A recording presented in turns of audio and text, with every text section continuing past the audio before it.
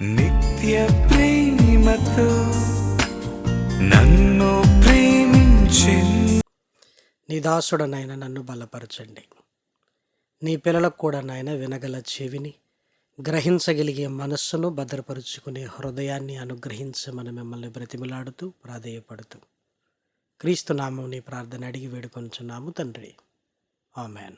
ప్రేమన దేవుని వారలారా, దేవుని మహాకృపను బట్టి, ఆయన ఉన్నతమైన ప్రేమను బట్టి పరలోకమందున్న కన్న తండ్రిని స్తుతిస్తూ క్రీస్తు పేర కృతజ్ఞతాస్తుతులు చెల్లించుచున్నాను.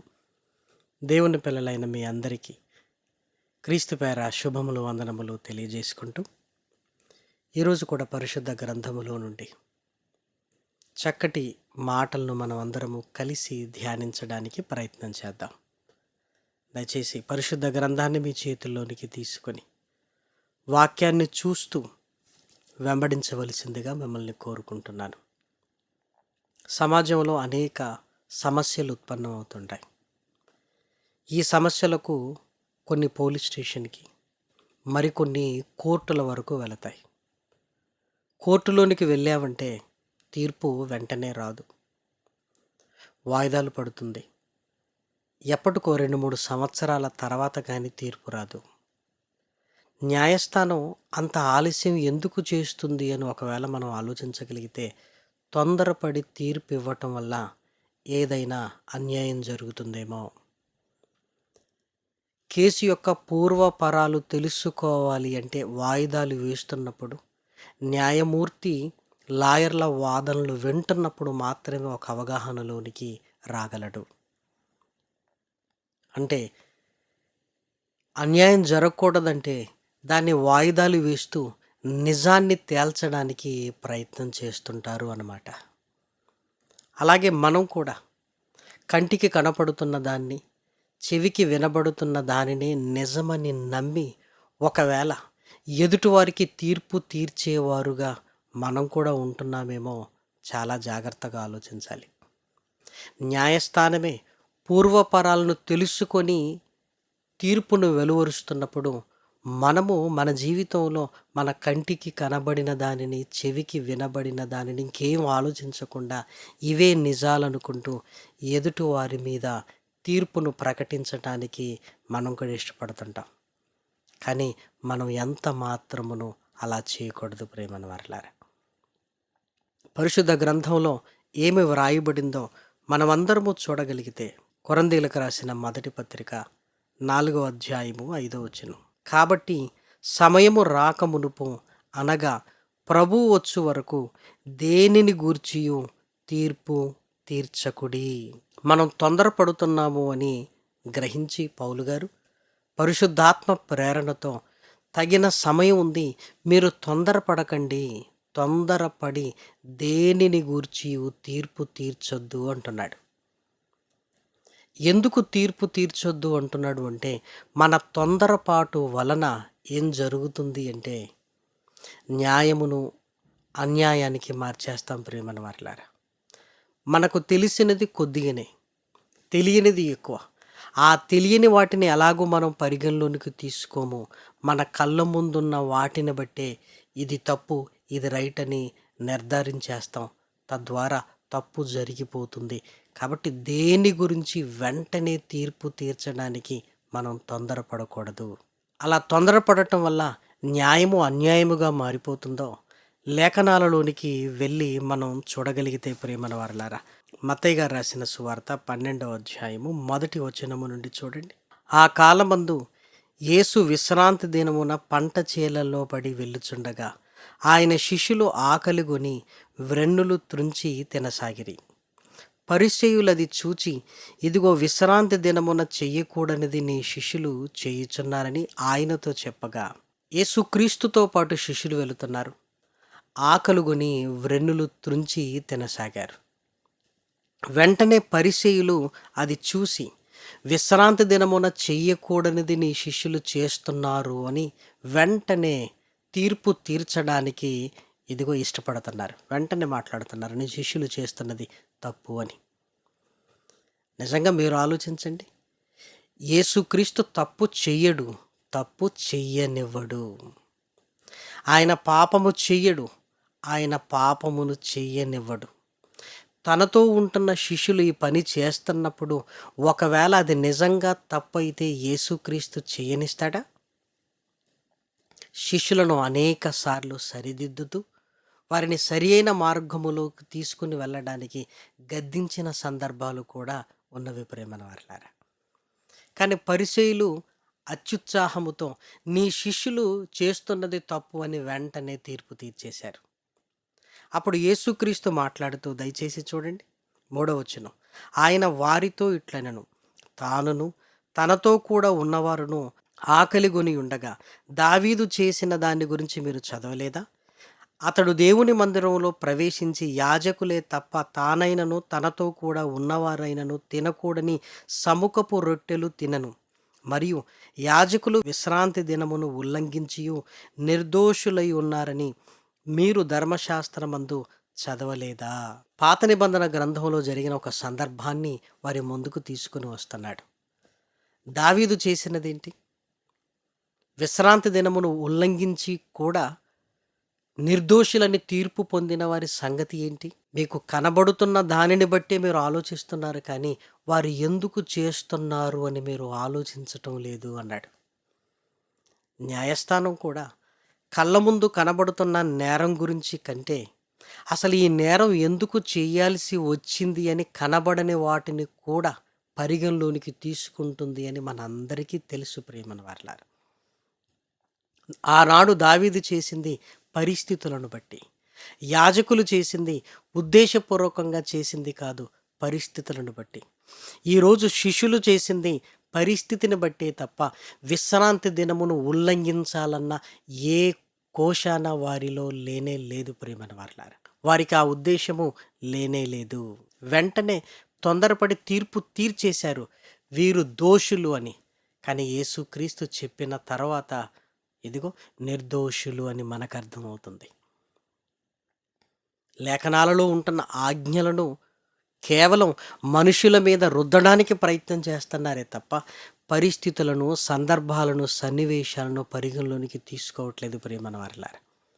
అంటే మనుషులకు తమకు తెలిసిన దానిలో నుంచే న్యాయాన్ని వెతకడానికి ప్రయత్నం చేస్తారు, కానీ పరిస్థితులను కూడా పరిగణలోనికి తీసుకోవాలి.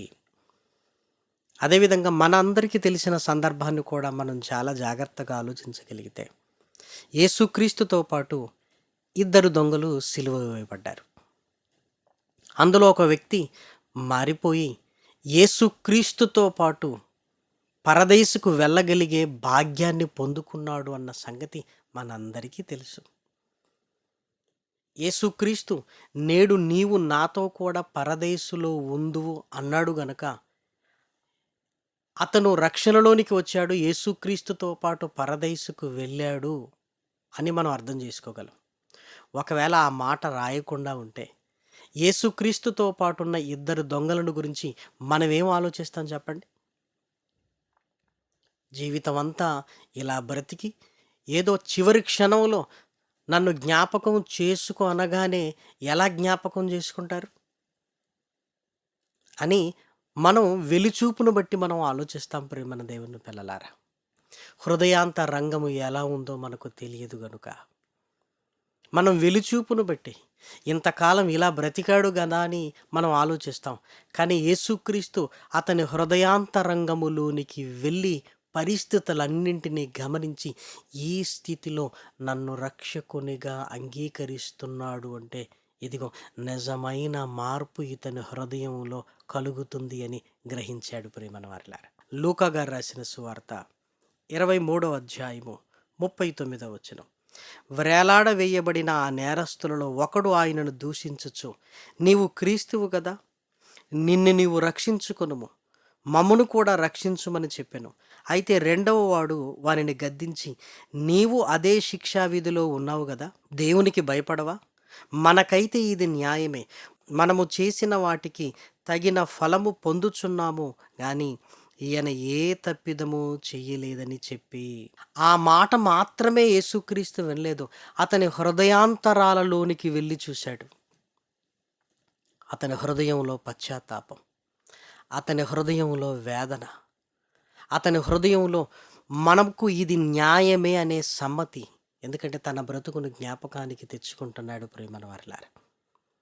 మనమైతే వెలిచూపు వలన వెంటనే చూసేసి ఇద్దరును దేవుడు అంగీకరించడానికి వీల్లేదు, అంగీకరించలేదు అనుకుంటాం ప్రియమైన వారలారా. చాలా సందర్భాలలో ఇలానే తీర్పు తీరుస్తూ ఉంటాం. మనకు కంటికి కనబడిందే నిజం అనుకుంటాం, వెనకాల ఏం జరిగిందో మనకు తెలియదు. చెవికి వినబడిందే నిజం అనుకుంటాం, ఆ మాటలను బట్టి అనేకులకు తీర్పు తీరుస్తూ ఉంటాం ప్రేమన వారలారా. కానీ ఏ సందర్భంలో జరిగింది, ఎందుకు జరిగింది, అలా ఎందుకు మాట్లాడాల్సి వచ్చింది, ఎందుకు చేయాల్సి వచ్చింది, ఇవన్నీ పరిగణలోనికి తీసుకోవాలి. తొందరపడి తీర్పు తీర్చడానికి వీలు లేదు. వారి హృదయం ఎలా ఉందో మనకేం తెలుసు ప్రియమైన దేవుని పిల్లలారా. ఆలోచించండి ఒక్కసారి. చాలామంది మరణించిన వారిని గురించి వారు ఎక్కడికి వెళ్ళుంటారు అని అడుగుతుంటారు. ఏం చెప్పగలం ప్రియమైన వారిలారా? మరణించే ముందు వారు దేవునితో ఏదైనా బంధాన్ని ఏర్పరచుకున్నారా? మరణించే ముందు వారి హృదయాన్ని చూసిన దేవుడు అంగీకరించాడేమో, ఎవరు కాదనగలరు? ఒకవేళ అన్నీ బాగానే ఉండి తన హృదయంలో దేవునికి చోటు లేక బయటికి కనబడే వేషధారణతో ఉన్నవాడు చనిపోయాడు అనుకోండి, ఆ బయటికి కనబడే వేషధారణను బట్టి ఇతడు ఖచ్చితంగా దేవుడు ఇతన్ని స్వీకరించాడని మనం అనుకోవచ్చు. అతని హృదయం మనకు తెలియదు కనుక.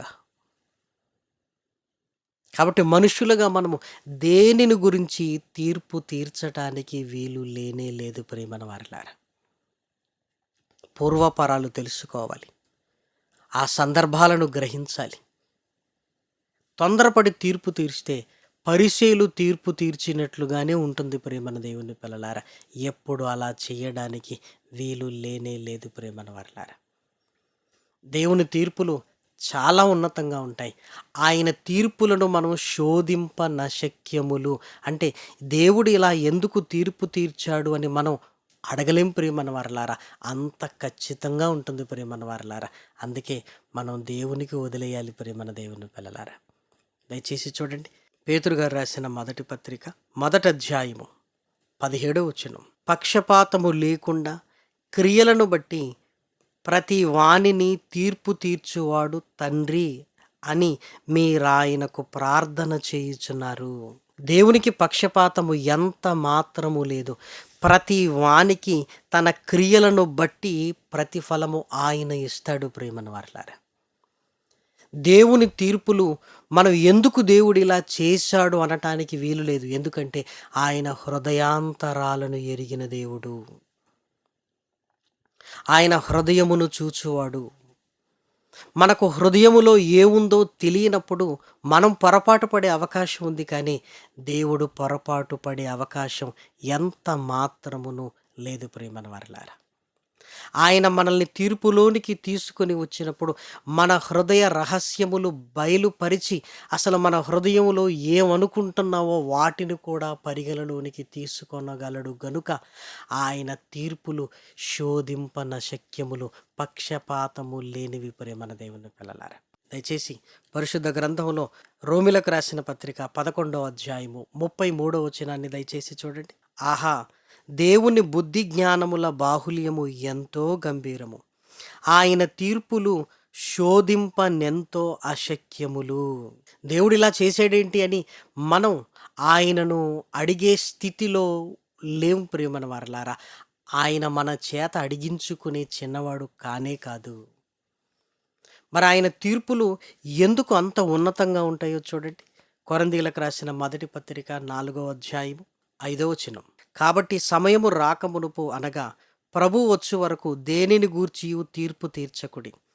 ఆయన అంధకారమందలి రహస్యములను వెలుగులోనికి తెచ్చి హృదయములోని ఆలోచనలను బలపరుచునప్పుడు ప్రతి వానికిని తగిన మెప్పు దేవుని వలన కలుగును. అంధకారమందలి రహస్యములను వెలుగులోనికి తీసుకుని వస్తాడు. హృదయములోని ఆలోచనలు బయలుపరుస్తాడు.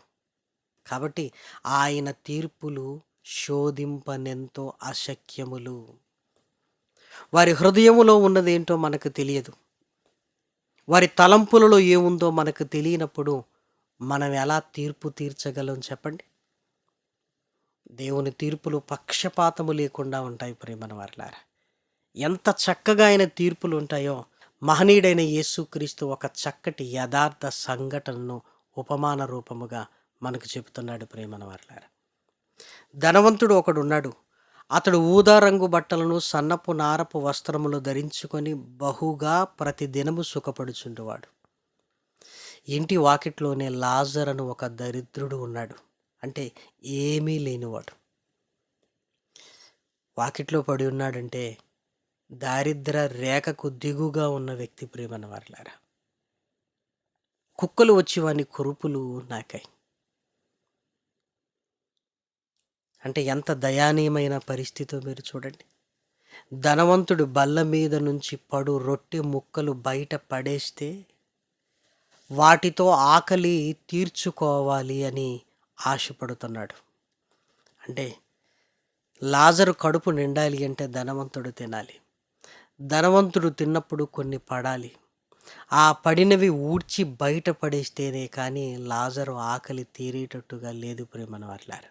భూమి మీద మనుషుల మధ్య ఎన్నో వ్యత్యాసాలు ఉన్నవి. ఉన్నవాడు లేనివాడు కదా, ధనవంతుడు పేదవాడు, ఇలా ఎన్నో తారతమ్యాలు ఉన్నవి. వీటన్నింటినీ సమానం చేస్తూ మనుషులంతా ఒకటి అని చెప్పడానికి ప్రతి మనిషి జీవితంలో ఒకటి వస్తుంది, అదే మరణం. ధనవంతుడైనా చావుంది, పేదవాడైనా చావుంది, అధికారైనా చావుంది, కూలివాడైనా చావుంది కదా. ఈ ఇద్దరికీ చావు వచ్చింది. దయచేసి బాగా మీరు ఆలోచించగలిగితే, దరిద్రుడు చనిపోయాడు. దేవదూతల చేత అబ్రహాము రొమ్మున ఆనుకొనుటకు కొనిపోబడ్డాడు. ధనవంతుడు కూడా చనిపోయి పాతి పెట్టబడ్డాడు. అప్పుడు అతడు పాతాళములో బాధపడుతూ కనులెత్తి చూశాడు దూరము నుండి.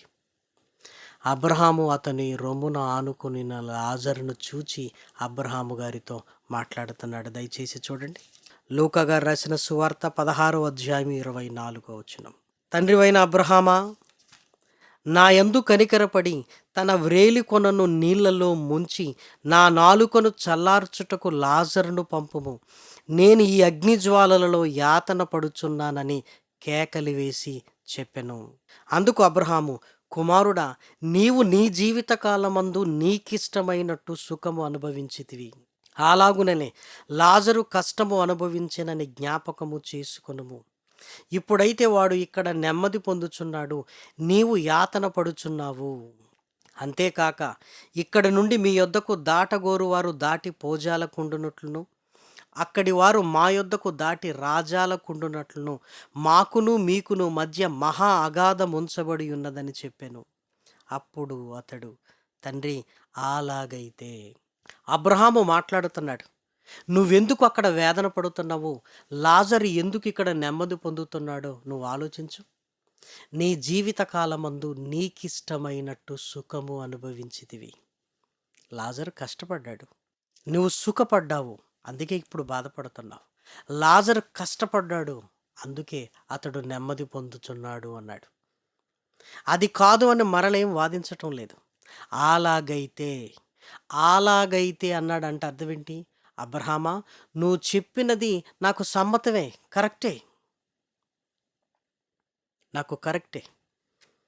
నిజంగా అబ్రహాము మాట్లాడినప్పుడు అది కాదు అబ్రహామా అని అనట్లేదు ప్రియమైన వారలారా. వేదనకరమైన స్థలములో ఉండి వేదన పడుతున్నవాడు కూడా అవును నువ్వు చెప్పింది రైటే అంటున్నాడంటే ఆయన తీర్పులు ఎంత గొప్పవో ఒక్కసారి మీరు ఆలోచించండి. న్యాయస్థానంలో జడ్జి తీర్పు ఇస్తాడు, న్యాయమూర్తి. తీర్పు ఎవరి పక్షాన రాలేదో వారు నాకు అన్యాయం జరిగింది, నేను పైకోట్లోనికి వెళతాను అంటాడు. అన్నిసార్లు వాయిదాలు పడి క్షుణ్ణంగా పరిశీలించిన తర్వాత కూడా నాకు న్యాయం జరగలేదని పైకోట్లకు వెళతారు ప్రియమైన దేవుని పిల్లలారా. ఇక్కడ అబ్రహాము గారు మాట్లాడినప్పుడు ధనవంతుడు నాకు అన్యాయం జరిగింది అని ఏమైనా అంటున్నాడా? లేదు. పక్షపాతము లేకుండా తీర్పు తీర్చేది దేవుడే. ఒక అబ్రహాము మాటలకే ధనవంతుడు మాట్లాడలేకపోతున్నాడు అంటే మరి మన విషయంలో మనకు తీర్పు తీర్చేది అబ్రహాము కాదు ప్రియమైన దేవుని పిల్లలారా. క్రీస్తు న్యాయపీఠము ఎదుట మనము నిలబడాలి. ఆ న్యాయపీఠము ఎదుట మనము నిలబడినప్పుడు మనం చేసిన క్రియలను బట్టి మనం తీర్పు పొందుతాము. యేసుక్రీస్తు మనకు తీర్పు తీర్చగలిగిన వాడుగా ఆయన ఉన్నప్పుడు, ఇదిగో ఈ తీర్పు సరిగా లేదని మనం చెప్పగలమా? అబ్రహాము మాటలకి ఎదురు చెప్పలేకపోతున్నాడు ధనవంతుడు. యేసుక్రీస్తు న్యాయపీఠము ఎదుట మనమేమైనా చెప్పగలవా? చెప్పలేం ప్రియమైన దేవుని పిల్లలారా. అందుకే నిజంగా బ్రతుకుతున్నావా? లేదంటే బ్రతుకుతున్నట్లు నటిస్తున్నావా? నటన మన కళ్ళ ముందున్న వారికి ఎవరికీ తెలియదు. వాళ్ళు మనల్ని భక్తిపరులు అనుకోవచ్చు. కానీ నిజం తీర్పు తీర్చబోయే ఆయనకు తెలుసు ప్రియమైన దేవుని పిల్లలారా. ఆయనకు మరుగుగా మనం ఉండగలవా? ఉండలేం కదా ప్రియమైన వారలారా.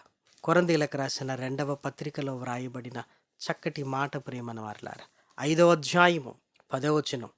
ఎందుకనగా తాను జరిగించిన క్రియల చొప్పున అవి మంచివైనను సరే చెడ్డవైనను సరే దేహముతో జరిగించిన వాటి ఫలము ప్రతి వాడు పొందునట్లు మనమందరము క్రీస్తు న్యాయపీఠము ఎదుట ప్రత్యక్షము కావలయును. మంచివైనా చెడ్డవైనా సరే నాకు అన్యాయం జరిగిందని ఈ కోర్టులో చెప్పినట్లుగా ఆయన న్యాయపీఠం ఎదుట మనం చెప్పగలమా? మనం చెప్పలేము. హృదయ రహస్యములన్నీ బయలుపరిచి అంధకార సంబంధమైన మన క్రియలన్నిటిని వెలుగులోనికి తీసుకుని వచ్చి తీర్పు తీరుస్తుంటే ఎవరమైనా ఏమైనా మాట్లాడగలమా ప్రేమన వారలారా? మాట్లాడలేం. అందుకే తీర్పుకు మనం భయపడాలి. మనం ఎవరిని గురించి తీర్పు తీర్చకూడదు ప్రియమైన వారలారా. మనకు తెలిసింది చాలా చిన్నది. మనకు తెలియని సంగతులు ఎక్కువగా ఉన్నప్పుడు ఎలా తీర్పు తీర్చగలం? ఒకవేళ తీర్పు తీరుస్తున్నాం అనుకోండి, మనకు మరలా తీర్పు తీర్చబడుతుంది అని జ్ఞాపకానికి తెచ్చుకోవాలి ప్రియమైన దేవుని పిల్లలారా. కాబట్టి సమాజానికి నటించి మనం భక్తిపరులం అనిపించుకోవచ్చు. కానీ మన నటన వేషధారణగా దేవుడు గుర్తించి మన హృదయ రహస్యములను వెలుగులోనికి తీసుకొని వచ్చి ఆయన తీర్పు తీర్చినప్పుడు మన పరిస్థితి ఎలా ఉంటుందో ఒక్కసారి ఆలోచించండి. నా తండ్రి చేత శపింపబడిన వారలారా, అపవాదికిని వాని దూతలకును సిద్ధపరిచిన నిత్యాగ్నిలోనికి పొండి అంటాడు. నా తండ్రి చేత ఆశీర్వదింపబడిన వారలారా రండి, లోకము పుట్టినది మొదలుకొని మీ కొరకు సిద్ధపరచబడిన రాజ్యమును స్వతంత్రించుకొనుడి అంటాడు. కాబట్టి ప్రేమన దేవుని పిల్లలారా, లోపల ఒకలా బయటికి ఒకలా మనం ఉండకూడదు ప్రేమన వారలారా. లోపల ఎలా ఉన్నామో బయటికి కూడా అలానే ఉండాలి. భక్తిని కనపరుచుకునేది కాదు, హృదయపూర్వకమైన భక్తిని కలిగి ఉంటూ తీర్పుకు భయపడుతూ ఇదిగో దేవుణ్ణి సేవిస్తూ మన జీవితంలో ముందుకు వెళ్ళాలి ప్రేమన వారలారా. మనం కూడా తొందరపడి ఎవరికి తీర్పు తీర్చకూడదని దేవుని ప్రేమను బట్టి మిమ్మల్ని కోరుకుంటున్నాం. అందరికీ తీర్పు తీర్చేవాడు ఆయనే. ఆయన ఎలా తీర్పు తీరుస్తాడు? పక్షపాతము లేకుండా. ధనవంతుడే అలాగైతే అన్నాడంటే ఇదిగో నేను ఒప్పుకుంటున్నాను అని. వేదనకరమైన స్థలములో ఉన్నవాడు కూడా ఇది న్యాయమే నాకు అంటున్నాడంటే ఎంత ఖచ్చితమైన తీర్పు చూడండి. కాబట్టి ప్రియమైన దేవుని పిల్లలారా, మన జీవితకాలం చాలా చిన్నది. ఈ చిన్న జీవితకాలంలో మనం చాలా జాగ్రత్తగా దేవుని కొరకు బ్రతకాలి అని దేవుని ప్రేమను బట్టి మిమ్మల్ని అందరినీ కోరుకుంటూ నన్ను నేను హెచ్చరించుకుంటూ ఈ మాటలు నేను ముగిస్తున్నాను. ప్రార్థన చేసుకుందాం. మహాగణుడవైన మా కన్న తండ్రి, పరిశుద్ధుడా, పరిశుద్ధమైన నీ నామమునకు స్తుతులు స్తోత్రములు చెల్లిస్తున్నాం. విలువైన నీ మాటలతో నాయన మా హృదయాన్ని స్పందింపచేస్తున్నారు. విని విధేయులమైన ఆయన తండ్రి, నీకు లోబడగలిగే మంచి మనసునైనా నీ పిల్లలమైన మా అందరికీ అనుగ్రహించండి. శాశ్వత ప్రేమ నీ టీవీ కార్యక్రమాలను నాయన కొనసాగించుటకు నాయన నీ పిల్లల్ని మీరు ప్రేరేపించి తండ్రి సహాయ సహకారాలు అందిస్తున్నారు. దీని కొరకు సహాయపడుతున్న నీ పిల్లలను నాయన జ్ఞాపకం చేసుకోండి తండ్రి. వారి కష్టాలలోను, వారి ఇబ్బందులలోను తండ్రి, వారి కుటుంబాలలోను, వారి ఆరోగ్య విషయంలోనూ నాయన కలగజేసుకోండి, నెమ్మదినివ్వండి. ప్రార్థనా సహాయాన్ని కోరిన నీ బిడ్డలను కూడా నాయన కృపతో జ్ఞాపకం చేసుకోండి తండ్రి. కుటుంబాలలో నెమ్మదిని, శాంతి, సమాధానాలను అనుగ్రహించండి. ఆర్థికపరమైన ఇబ్బందులలోనూ నాయన అనారోగ్యముతోనూ తండ్రి, వివాహ విషయంలోనూ ఉద్యోగ విషయంలోనూ ఎదురు చూస్తున్న నీ పిల్లలకు నాయన తండ్రి, వారి జీవితంలో బలమైన కార్యాలను జరిగించమని మిమ్మల్ని ప్రాధేయపడుతున్నాం. ఈ శాశ్వత ప్రేమ కొరకు కష్టపడుతున్న సాంకేతిక వర్గాన్ని నాయన కృపతో జ్ఞాపకం చేసుకోండి. మరింతగా నాయన నీకు మహిమకరంగా ఈ కార్యక్రమాలను నాయన నీ పిల్లల ఎదుటకు తీసుకుని రాగలుగునట్లుగా నాయన నీ ఆత్మ సహాయముతో మమ్మల్ని నడిపించండి. ఈరోజు నీ మాటలను అందించుటకు నాయన నీవు చేసిన సహాయానికై నిన్ను స్తుతిస్తూ నిన్ను గనపరుస్తూ క్రీస్తు నామము నీ ప్రార్థన అడిగి వేడుకొనుచున్నాము తండ్రి, ఆమేన్. పరమ తండ్రి అయిన దేవుని ప్రేమయు, కుమారుడైన యేసు క్రీస్తు కృపయు, పరిశుద్ధాత్మ యొక్క అన్యోన్యమైన సహవాసము ఇప్పుడును ఎల్లప్పుడును సదాకాలము మనందరికీ తోడైండునుగాక. ఆమేన్. ప్రేమకు సాటి వేరెవ్వరు, నీ ప్రేమకు సాటి వేరెవ్వరు, ప్రేమకు సాటి వేరెవ్వరు, నీ ప్రేమకు సాటి వేరెవ్వరు. ప్రేమా స్వరూపి నా యేసయ్యా, స్వార్థం లేనిది ప్రేమ, అన్నీ ఓర్చును ప్రేమ, గంగం లేనిది ప్రేమ, అపకారమునే మరచును ప్రేమ, ఉప్పొంగని గుణమే ప్రేమ, కోపం నిలుపదు ప్రేమ, అన్నీ తాడును ప్రేమ, మత్సరమే పడనిది ప్రేమ, దయనే చూపును ప్రేమ, గరికే చేచును ప్రేమ, సహనం చూపును ప్రేమ, నిరీక్షణతో నిలుచును ప్రేమ.